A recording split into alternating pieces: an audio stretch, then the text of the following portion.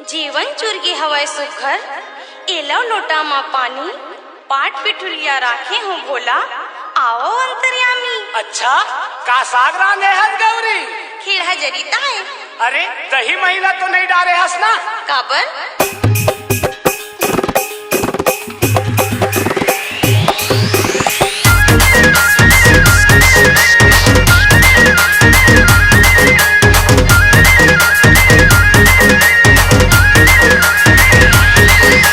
राजा राजा राजा भोला पूछा थे अपन गौरीला का पूछा थे कामा रांधे हस केढ़ा जरीला।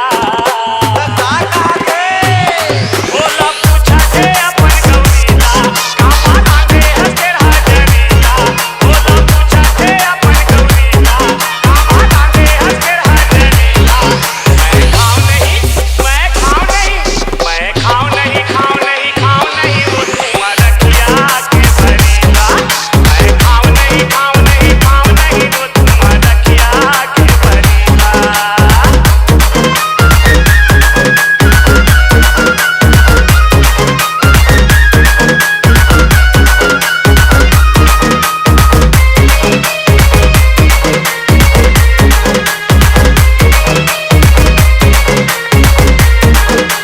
डीजे डीजे राजा लाली के चाचा के तरवा माँ आहू करे लागे भरवा माँ।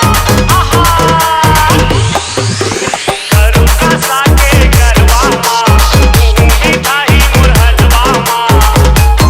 सुले सुले वो मोर गौरी मोला भाते करुली मिठाई। सुले सुले वो मोर गौरी मोला भाते करुली मिठाई। मैं खाऊं नहीं मैं खाऊं नहीं मैं खाऊं नहीं खाऊं नहीं खाऊं नहीं वो तुम रखिया के भरीला।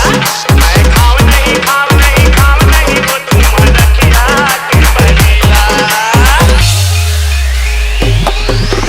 खाए रे खाऊं मैं धक्का के फल पिए रे खाऊं गांजा भांग दिन भर। नरियल के पानी सुहाते सुधर गैया के दूध ला पीताऊं मैं हर। सुले सुले वो मोर गौरी ले जाके वाला तोर सरी। सुले सुले वो मोर गौरी ले जाके वाला तोर सरी।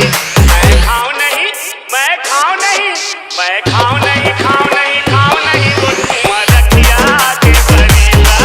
मैं खाऊं नहीं खाऊं नहीं खाऊं नहीं वो तुम रखिया के भरीला।